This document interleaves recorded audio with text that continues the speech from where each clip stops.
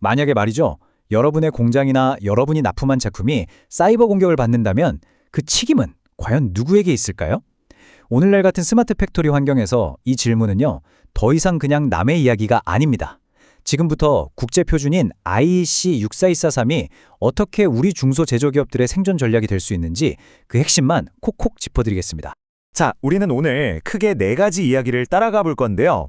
첫째, 사이버 공격이 터졌을 때 그 책임 소재는 어디에 있는가? 둘째, 우리의 고객들은 이제 뭘 요구하는가? 셋째, 그렇다면 공급자인 우리는 어떤 전략을 세워야 하는가?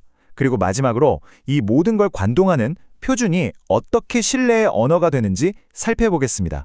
자, 그럼 첫 번째 챕터부터 바로 들어가 보죠. 아까 제가 던졌던 그 무서운 질문, 사이버 공격의 책임은 대체 누구에게 있는가? 이 문제의 본질을 한번 파헤쳐 보겠습니다. 이 질문 다시 한번 진지하게 생각해 보이시죠? 만약에 최악의 상황이 실제로 벌어진다면 그 책임은 제품을 만든 개발사 몫일까요? 아니면 그 제품을 사용하는 공장 주인의 몫일까요? 이 질문에 대한 답을 찾는 것, 바로 여기서부터 모든 게 시작됩니다. 근데 놀랍게도 말이죠. 그 해답이 딱 한 단어에 있습니다. 바로 프로세스입니다. 보통 우리는 보안 기능 몇 개 추가하면 끝이라고 생각하기 쉽잖아요? 하지만 진짜 정답은 제품을 기획하고 개발하고 또 유지보수하는 그 전 과정에 숨어 있다는 겁니다. 생각해보세요. 과거의 공장은 말 그대로 외부랑 딱 단절된 그런 섬 같은 곳이었죠. 하지만 지금은 어떻습니까? IoT다, 클라우드다 해서 모든 게 초연결된 스마트 팩토리잖아요. ISC 6243-1-1 표준에서도 경고하는데요. 이제 보안 사고는 단순히 데이터가 좀 새어나가는 수준이 아니에요. 공장 전체가 멈춰서 막대한 돈을 날리는 건 물론이고 기계가 망가지거나 심지어는 인명사고로까지 이어질 수 있는 정말 심각한 위협이 된 겁니다. 바로 이런 변화가 시장의 판도 자체를 바꾸고 있는 겁니다. 이제 우리의 고객, 그러니까 발주처인 대기업이나 공공기관의 요구사항이 얼마나 까다롭게 변하고 있는지 구체적으로 한번 들여다보겠습니다. 고객사들, 그러니까 대기업들은요, 먼저 자기 자신부터 방어막을 치기 시작합니다. ISC 6243-2-1 표준에 따라서 사이버 보안 관리 시스템 CSMS라는 걸 구축하는데요. 쉽게 말해서 우리 공장 보안은 이 규칙대로 간다 하고 선언하는 거죠. 근데 진짜 중요한 건 이 규칙이 자기들 공장 안에서만 통하는 게 아니라 부품이나 설비를 납품하는 우리 같은 외부 공급 업체에까지 그 잣대를 들이댄다는 사실입니다. 그래서 고객이 우리 같은 공급사한테 딱 2가지를 요구하게 되는 겁니다. 첫째, 당신네들 일하는 방식, 그 프로세스 자체는 안전합니까? 그리고 둘째, 당신네들이 만든 제품, 그거 우리가 요구하는 보안 수준은 만족시키나요? 이 2가지 질문에 명확하게 네 라고 대답할 수 있어야 한다는 거죠. 특히 안전한 서비스에 대한 요구는요, 정말 집요하고 구체적이에요. IS 2443-2-4 표준을 보면 고객이 이렇게 묻습니다. 직원들 보안 교육은 제대로 시키고 있나요? 외부에서 원격으로 접속할 때 쓰는 비밀번호는 어떻게 관리하죠? 혹시 문제 생겼을 때 데이터 복구하는 절차는 테스트해 봤습니까? 그리고 마지막 결정타. 이 모든 걸 그냥 말로만 하지 말고 증명할 수 있는 문서로 보여주세요. 라고 요구하는 겁니다.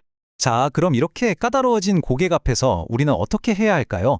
여기서 우리가 그냥 수동적으로 끌려갈 게 아니라 표준 프로세스 도입이라는 아주 스마트한 전략을 쓸 수 있다는 거죠. 많은 분들이 아마 이렇게 생각하실 거예요. 아, 그냥 보안 기능 몇 개 더 넣으면 되는 거 아니야? 하지만 바로 여기가 핵심입니다. IEC 62433 같은 국제 표준은요, 제품에 들어간 반짝이는 기능을 보지 않아요. 그 대신 그 제품이 어떤 과정을 거쳐서 안전하게 만들어졌는지를 봅니다. 바로 이 관점의 차이가 모든 걸 바꾸는 열쇠입니다.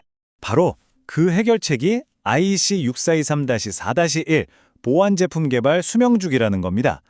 이게 뭐냐면요, 제품을 처음 기획하는 단계부터 설계, 코딩, 테스트, 그리고 시장에 내놓고 관리하는 그 모든 과정에 보안이라는 개념을 아주 체계적으로 녹여내는 방법론인 거죠. 이게 이름만 들으면 되게 복잡해 보이잖아요? 근데 전혀 그럴 필요 없습니다. 딱 3가지 기둥만 기억하시면 돼요. 첫째, 보안 관리. 둘째, 취약점 및 패치 관리. 그리고 셋째, 기술적인 보안 요구사항. 이 3가지만 제대로 갖추면 되는 겁니다. 예를 들면 이런 거예요. 개발팀 안에 보안만 전담하는 책임자를 딱 지정하고요. 또 누가 언제 왜 코드를 수정했는지 모든 변경 이력을 추적하고 기록으로 남겨야 합니다. 나중에 제품에 문제가 생겼을 때 이걸 어떻게 고객에게 알리고 어떻게 수정 파일을 배포할 건지 그 절차도 미리 문서로 쫙 만들어둬야 하죠. 그리고 공장의 두뇌 역할을 하는 PLC, PLC나 전체 공정을 감시하는 스카다 같은 핵심 제품들이 기술적인 요구사항을 만족했다는 증거 자료를 반드시 남겨야 합니다. 자, 이제 마지막 퍼즐 조각을 맞춰볼 시간입니다. 우리가 지금까지 이야기한 이 모든 노력이 단순히 규제를 지키기 위한 수단이 아니라 어떻게 우리 비즈니스에 아주 강력한 무기가 될 수 있는지 정리해 보겠습니다. 왜 이 표준이 중요하냐? 이게 바로 고객과 우리 공급사 사이에 통하는 신뢰의 공용어가 되기 때문입니다.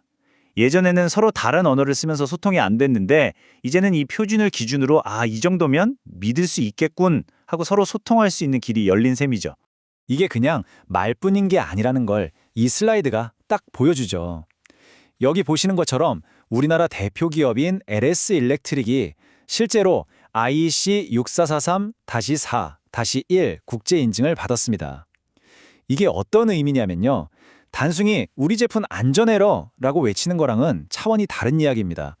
우리는 국제적으로 공인된 안전한 프로세스에 따라 제품을 만듭니다. 라는 누구도 반박할 수 없는 신뢰의 증표를 얻게 되는 것과 같습니다. 그러니까 이 표준 인증은요. 귀찮은 숙제나 규제가 절대 아닙니다. 오히려 여러분의 제품이 더 큰 시장, 그러니까 글로벌 공급망에 진입하기 위해 반드시 필요한 입장권이고 또 최고의 마케팅 도구가 될 수 있다는 겁니다. 그래서 마지막으로 이 질문을 꼭 드리고 싶습니다. 여러분이 땀 흘려 만든 그 소중한 제품은 더 큰 글로벌 시장으로 당당하게 들어갈 수 있는 이 입장권을 가지고 있습니까? 기억하십시오. 이제 보안은 더 이상 비용이 아닙니다. 우리 회사의 미래 가치를 결정하는 가장 확실한 투자입니다.